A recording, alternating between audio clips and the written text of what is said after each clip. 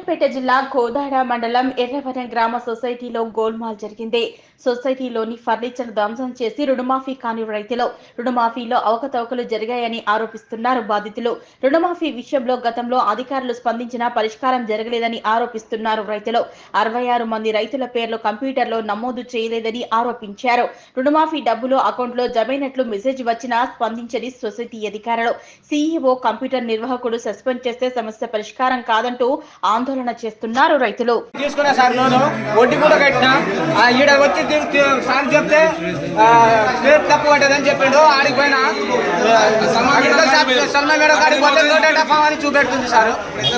No data form అని చూపెడుతుంది ఆడ. మళ్ళీ ఈడికి వచ్చినా కూడా సార్ అయితే అని అట్నే 2 నెలలు తిప్పిండు నాకు. నేను వచ్చి అడిగితే ఇక్కడ చైర్మన్ సార్ మాట్లాడిండు. అక్కడ మీటింగ్ పెట్టిండ్రు. మీటింగ్ పెట్టి సార్ని పిలిచిండు. కోదా నుంచి 2 సార్లు పిలిపించినప్పుడు నేను కంప్యూటర్లో చూపించిండు. ఆయన ఆ అబ్బాయి ఉండి వెంకటేశ్వర్లు కాదు కూర్చుండు చేపకి. ఈ సార్ కూడా అడిగిండు ఏం చేస్తున్నాయి అసలు ఇప్పుడు దాకా అమ్మాయి పొద్దు బుక్కులు ఉంది పొద్దున ఎప్పుడో వచ్చిందని అన్నాడు.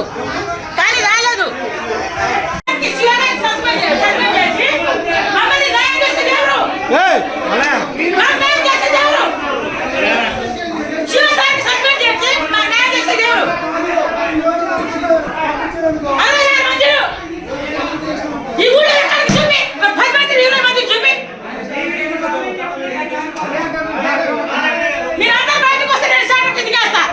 Bye.